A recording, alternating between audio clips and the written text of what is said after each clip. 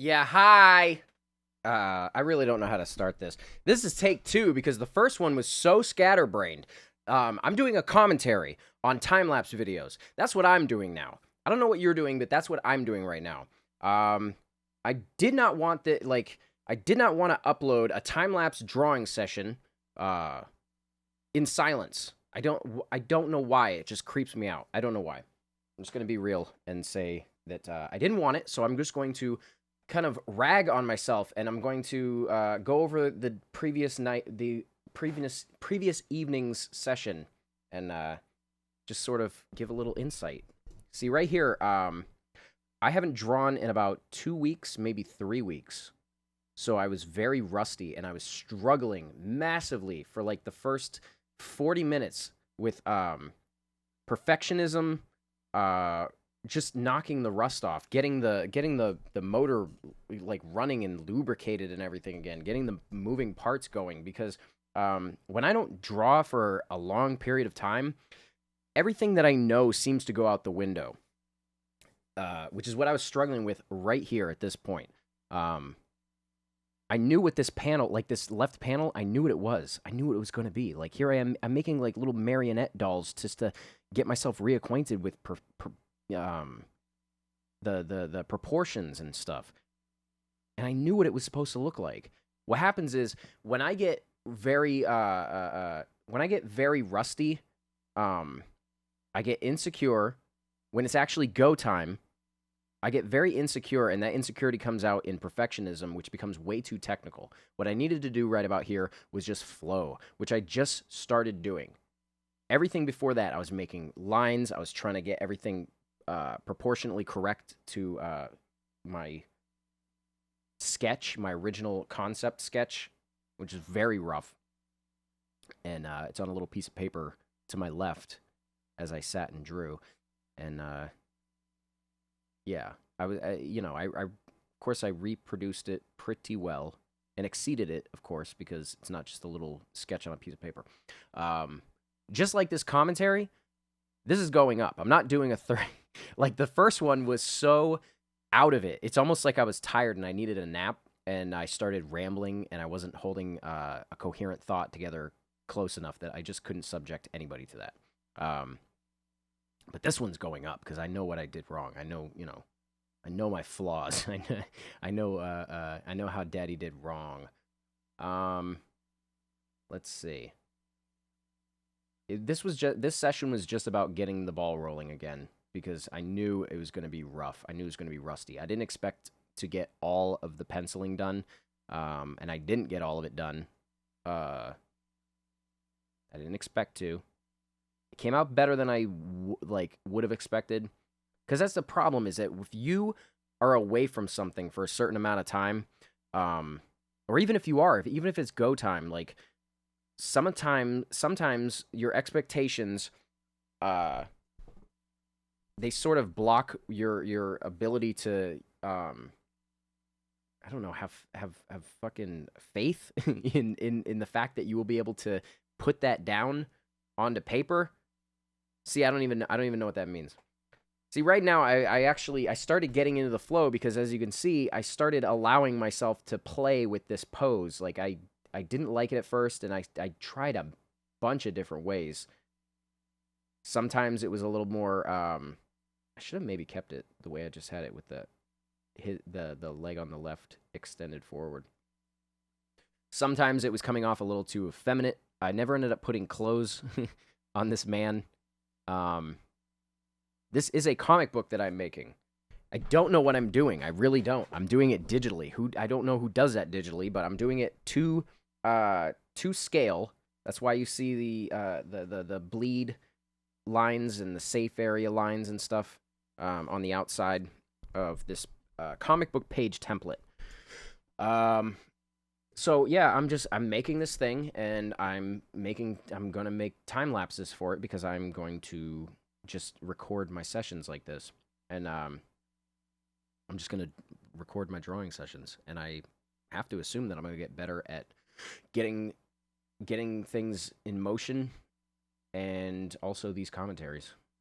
I hope that they become more relaxed That's what I'm hoping.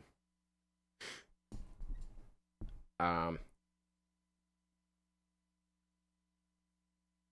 just having a nice, refreshing sip of orange juice. I know what you're thinking, like, this guy's into orange juice too?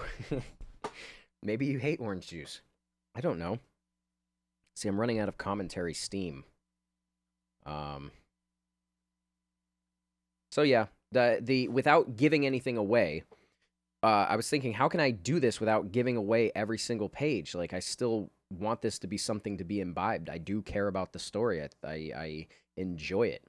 Um, and I decided to censor it's very dialogue heavy. Not at first, but it becomes very dialogue heavy, very caption, narrative style heavy. And I figure I need to know I need to know where those are. I can't just drop the opacity on those talk bubbles and everything. I need to sort of let them work hand in hand to compose you know, compose the shots and everything. So I just decided I can still, you could follow the context of it. You know, maybe not.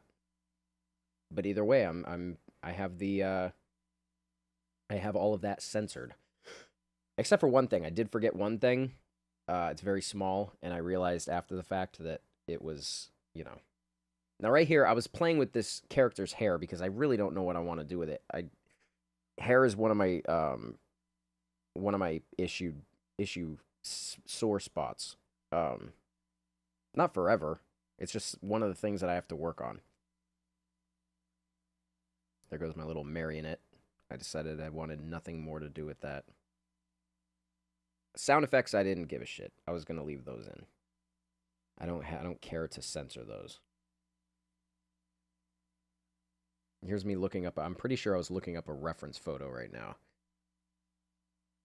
And that's the other problem with when you start to get a ball rolling after a pause. The reference photo's up. It's behind the window, the webcam window. One of the problems is that I could have easily justified trying to look up the perfect reference photos for this gun. The reference photo is a side shot of this revolver, and I could have just tried to look up one that has a front view and even a 360 view, and just wasted an hour doing that. See, this should be done by now. Like this, I was hoping that these were going to be about probably about 8-minute videos, which would be done right now. I wouldn't have to talk anymore. Now we're just going to get into that. Like there's a fine line when you're not used to this. There's a fine line between spacing out, being relaxed, and freaking out and feeling like you have to fill in every pause with you know, shit to say. Now here this is where I really burnt out. I got distracted. A friend of mine called me on Skype, and I decided, oh, it's cool. I'll you know, I can talk and draw at the same time. No, not really. Because what I ended up doing was now I was really burnt out. Like I said, I haven't had a drawing session in about 3 weeks, and this was like 2 hours and 20 minutes. So I didn't expect much out of me today on this particular day.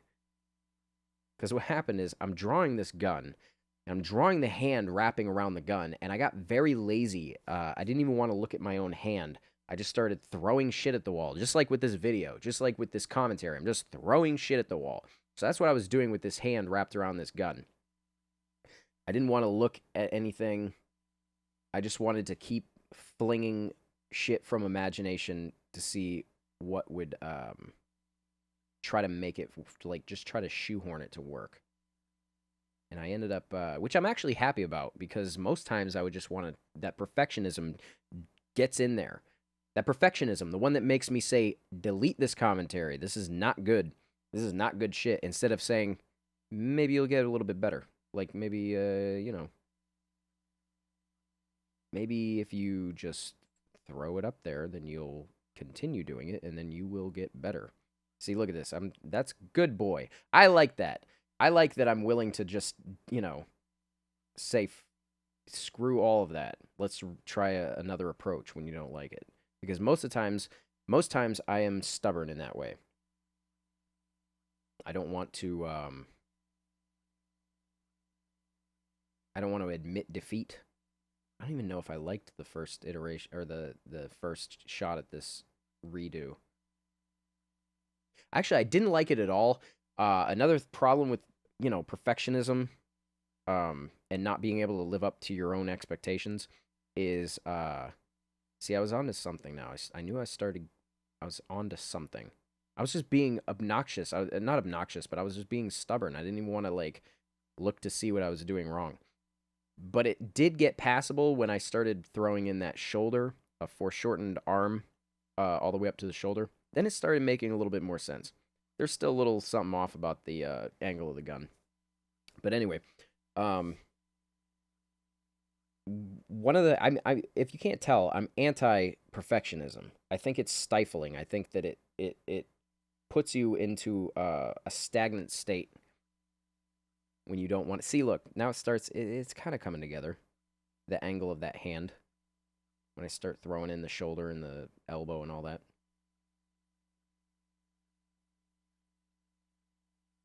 I think I can fix that gun if I put a little bit of body to the upper left.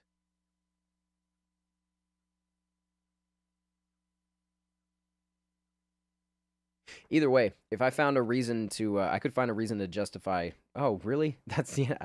Damn it. Yeah. Then fine. I'm cutting myself off there and throwing this up, and I'll just do it again. That's all that is.